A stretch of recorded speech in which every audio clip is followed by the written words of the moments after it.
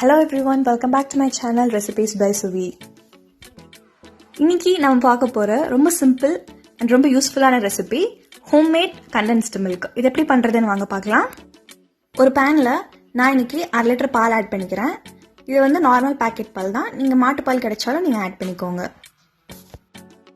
condensed milkக்கு நீங்க இந்த milk தான் ஆட் பண்ணனும்னு இல்ல. நீங்க எந்த milk வேணாலும் நீங்க ஆட் பண்ணிக்கலாம்.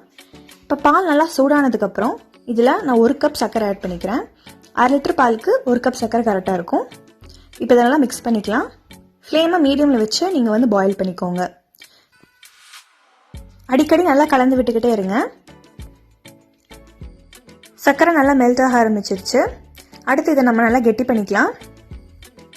சக்கரை நல்லா மெல்ட் ஆகி நல்லா லிக்விடா இருக்கு. இப்போ மீடியம் ஃப்ளேம்ல வச்சு நல்லா கலந்து விட்டுக்கிட்டே இருந்தீங்கன்னா சீக்கிரம் உங்களுக்கு கெட்டி ஆயிடும். கண்டென்ஸ்ட் மில்க் கன்சிஸ்டன்சி உங்களுக்கு வந்துடும். இப்போ 10 மினிட்ஸ் ஆயிருக்கு. இப்போ நல்லா yellowish tint கிடைச்சிருக்கு உங்களுக்கு. இதுதான் யூஸ்வலான கண்டென்ஸ்ட் மில்க் கலர். இதை வந்து நீங்கள் பாலில் சுகரை பிகினிங்லேயே போட்டிங்கன்னா இந்த கலர் கிடைக்கும் உங்களுக்கு. அதனால தான் நான் பிகினிங்கில் ஆட் பண்ணியிருக்கேன் சுகரை. மில்க் நல்லா ரெடியூஸ் ஆயிடுச்சு. இந்த ஸ்டேட்டில் ஒரே ஒரு பிஞ்ச் நீங்கள் பேக்கிங் சோடா ஆட் பண்ணிக்கோங்க. பேக்கிங் சோடா ஆட் பண்ணதுக்கப்புறம் மில்க் நல்லா ஃப்ராத்தியாக வரும் உங்களுக்கு. ஸோ சிம்மில் வச்சுட்டு நீங்கள் இதை நல்லா கலந்து விட்டுக்கோங்க.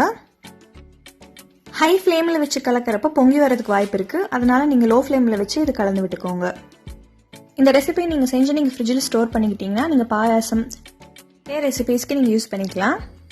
இப்போ ஒரு 15 மினிட்ஸ் ஆயிடுச்சு. ஓரளவுக்கு திக்கான உடனே நீங்கள் ஸ்டவ் ஆஃப் பண்ணி நீங்கள் ஸ்டோர் பண்ணி வச்சுட்டீங்க அப்படின்னா நீங்கள் ஃப்ரிட்ஜில் வைக்கிறப்போ கெட்டியாகும். அதனால நான் இப்போயே வந்து ஸ்டவ் ஆஃப் பண்ணி ஒரு ஸ்டோரேஜ் கண்டெய்னருக்கு ட்ரான்ஸ்ஃபர் பண்ணிடுறேன். ரொம்ப திக்கானதுக்கப்புறம் நீங்கள் ஸ்டோர் பண்ணீங்க அப்படின்னா ரொம்ப சாலிடாக உங்களுக்கு ஃபீல் ஆகும். அதனால கொஞ்சம் லிக்விடாக ஒரு செமி லிக்விடாக இருக்கிறப்பே நீங்கள் வந்து ஸ்டவ் ஆஃப் பண்ணி கூல் டவுன் பண்ணிட்டு ஸ்டோர் பண்ணிடுங்க. Most simple and easy condensed milk recipe எப்படி பண்ணுறதுன்னு பார்த்துருப்பீங்க.